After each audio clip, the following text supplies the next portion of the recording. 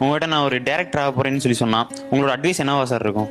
இல்லை, இன்னைக்கு பொறுத்த வரைக்கும்ங்க உங்கள் கையிலே கேமரா இருக்கு, உங்ககிட்டயோ இல்லை உங்கள் ஃப்ரெண்டுங்கிட்டயோ ஒரு சாஃப்ட்வேர், எடிட்டிங் சாஃப்ட்வேர் இருக்கிற லேப்டாப் இருக்கு. ஸோ ஈஸியாக நீங்கள் பண்ணலாம். 2 ஷாட் எடுத்து போட்டு பார்த்தீங்கன்னா உங்களுக்கு தெரிஞ்சிடும், அடடே என்ன இது 2 பேரும் ஒரே பக்கம் பார்க்குற மாதிரி இருக்கு. ஓ அப்படின்னா லெஃப்ட்டில் இருக்கிறவன் ரைட்டில் பார்க்கணும், ரைட்டில் இருக்கிறவன் லெஃப்ட்டில் பார்க்கணும்.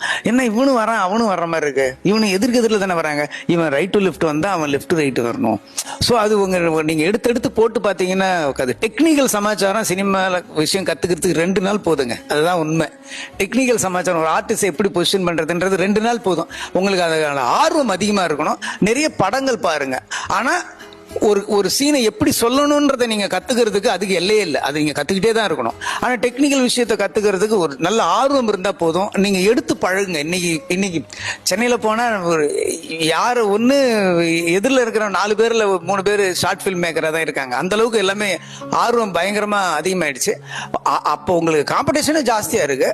நீ எடுத்து பழகுங்க, எடுத்து பழகுங்க. நிறைய படங்கள் பாருங்க, நிறைய புக்ஸ் படிங்க, நிறைய படங்கள் வேர்ல்டு கிளாசிக் ஃபில்மை வந்து சைலண்ட் பண்ணி பாருங்க. அவங்க எப்படி ஷார்ட் பிரிச்சிருக்காங்கன்னு உங்களுக்கு தெரியும். சவுண்டில் உங்களை ஏமாத்திரும்.